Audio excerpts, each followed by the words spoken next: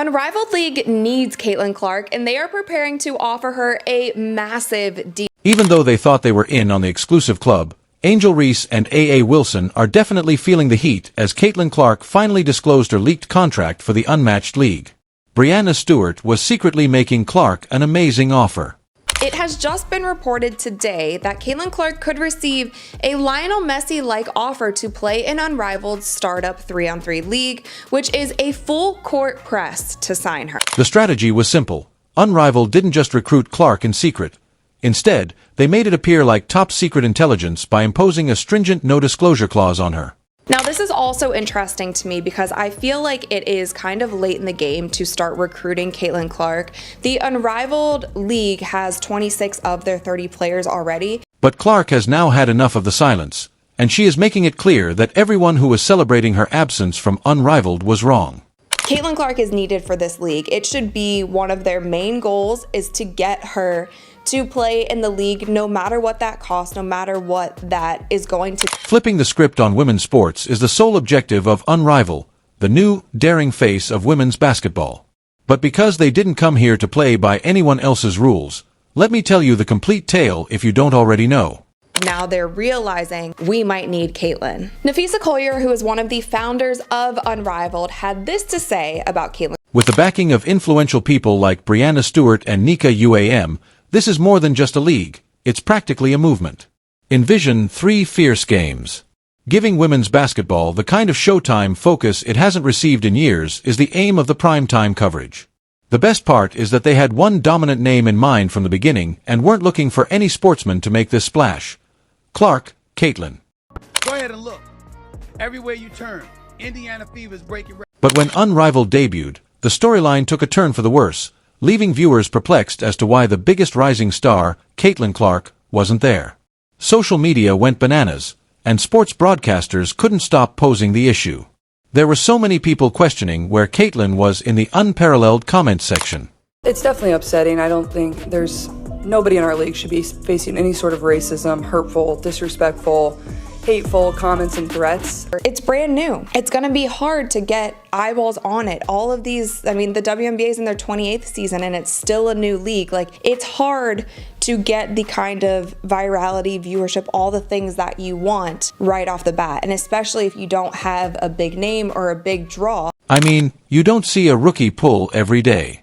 The fact that she isn't even on the starting roster for the biggest new league, despite the fact that stadium attendance has increased by 50%, felt like a kick in the face to the majority of fans. It seems as though Unrivaled didn't think highly of Clark or, worse, thought they could make their major debut without her.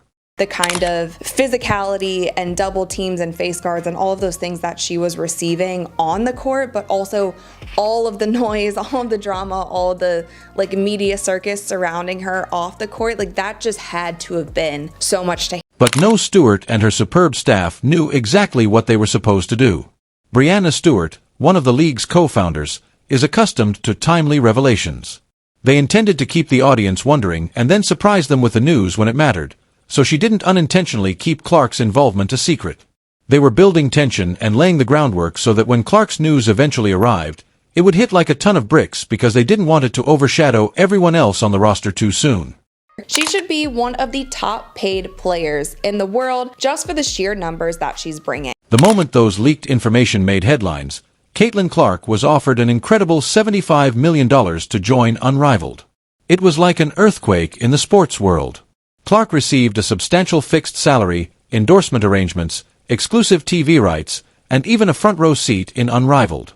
The deal was designed to make her the official face of Unrivaled, a player ambassador marketing machine. Large-scale plans to go global. Needed to drive revenue so we can give the players extra income opportunities. I had to actually educate the players. They're like, good, 75 million divided by 144 payouts. When the data were released, they hit like a tidal wave for perspective, even though the whole purpose was to avoid stirring things up too quickly. Stewart and her team were aware that this contract was so significant that other players would begin discussing renegotiations or possibly feeling a little excluded as soon as they heard about it. The current NBA MVP, A.A. Wilson, makes almost $230,000 a year. Clark has the kind of deal that yells, new level, like it's nobody's business. And it was just announced recently that Unrivaled struck a television deal with TNT. Now, this exclusive media rights deal is reported to be 45 plus primetime games. TNT Sports are also invested in the league, and sources say that it's a 6-year deal that could be worth more than $100 million. In 2024, the WNBA averaged roughly 657,000 viewers each game, with Clark at the center. They are clearly committed to making women's basketball a primetime sensation, as evidenced by their recent unparalleled agreement with TNT. We're discussing more than 45 televised games and a full thrust effort to get viewers that not even the WNBA has mastered. Unrivaled is wagering that she can more than double that amount. The biggest issue that players have, we did a player survey and travel. The league was able to kind of take a lot of pressure off of itself. Additionally, Clark's teammates, elite WNBA players, such as A.A. Wilson and Angel Reese, have a somewhat different aura, which the fans love. Clark's offer is more than just a surprising amount. It's a sobering reminder of the huge financial gaps in the sport. There have been so many players, coaches, media personality who have been so afraid to just admit the fact that Caitlin Clark has been the sole reason for so many of these things happening this season in the WNBA. Angel Reese even expressed her displeasure on social media, suggesting that a single mega contract overshadowed years of hard work for this sport. She can't be blamed for seeing a youngster join the market with an offer that exceeds the compensation for the season. STUNS is expensive for players earning between $150,000 and $200,000. It is clear how far unmatched bankroll priorities lay, given that Clark's contract is more than 20 times their salary. Yeah, what's the headline? It says, we're not asking to get paid what the men get paid. We're asking to get paid the same percentage of revenue share. And the thrilling part starts now. This agreement has the potential to significantly enhance women's sports, but it also carries the possibility of creating significant conflict. The WNBA has fought hard for greater pay, respect, and airtime, and now they are witnessing Clark enter Unrivaled with a golden ticket that is far more valuable than they have ever seen. It's easy to see how seeing a rookie like Clark suddenly in a league of her own, both monetarily and physically, could cause resentment among players who have spent years developing the sport. But we didn't want to rush into it because we wanted new owners, like new ownership groups. Anyone who knows sports here knows, like, it's a slog to be a sport. But Caitlin Clark isn't just any player. She's developed into a huge star and a commercial goldmine. The WNBA has long suffered with lower attendance than its male counterparts, and her first season there showed why. Raised overall viewership, like Nafisa said, they're changing venues just to accommodate all the fans who want to come watch Caitlin Clark play. The Clark effect caused a 50% rise in arena attendance. Her performances drew over 1 million viewers every game, an unprecedented number in the WNBA, as fans flocked to witness her magic on the field. Not only did Clark join the league, but she sparked it right away. Her presence enthralled viewers long after the buzzer sounded, and her highlights became well-known videos on the internet.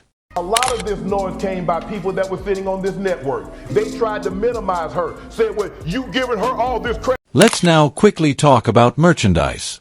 Her jersey practically flew off the racks, setting records in NBA gear sales because fans wanted more than just to watch Clark. They wanted a piece of the event. The WNBA has been fighting hard to get the accolades it so rightfully deserves because of Caitlin Clark's name, her deeds, and her entire brand. Clark's emergence was like a miracle gift from the basketball gods. She attracted a whole new, younger, and much larger fan following in addition to the much-needed publicity and excitement. But we have former NBA players playing in Big Three, right? So for Cube to come out and be like, I'm going to pay Caitlin Clark more than I pay any of these guys who used to play in the NBA. I'm going to pay Caitlin Clark more because that's the value that I see in her. Cube was making a big statement with this offer. It wasn't just another sports one. He saw something in Clark that defied all expectations in a league full of ex-NBA titans. Even if it meant setting aside the egos of his former superstars, he was prepared to disrupt the Big Three's customs in order to create way for her. Clark's game was more than simply women's basketball. It was a magnet that could attract people from all over the sports world, which is why he wanted her appeal across sports. And he was so unapologetic with the way that he came out and said, this is who we want, this is the value that we see in her, regardless. If she can't make a game, that's totally fine. We know that it coincides with WNBA season. This is where Clark's choice becomes even more fascinating, though, as she turned down Cube and decided to stay in the WNBA, proving that she wasn't only motivated by money or a quick opportunity at stardom. Clark chose the WNBA because she saw it as her home base and a league where she could advance professionally and assist others in growing from the inside out. Her commitment to her career and the future of women's sports was evident in this choice. We have Lisa Leslie, Nancy Lieberman, like there are legends among us in the Big Three, and there are high-level former professional athletes on our courts, and he was okay putting it out there because he knew how much it could help the Big Three. Unrivaled realized they were dealing with a once-in-a-generation talent, someone who was devoted, fiercely driven, and prepared to put the sport first when they finally returned with their $75 million mega deal. In athletics, Clark established a completely new benchmark for loyalty. Money is wonderful, of course, but for her, remaining meant more than a salary. Fans took notice of her desire to improve women's basketball and contribute to its future. Unrivaled would have taken that exact approach, and what it feels like to me is Caitlin Clark was an afterthought in all of this. And maybe she was, maybe she wasn't, maybe they wanted to wait until after the WNBA season.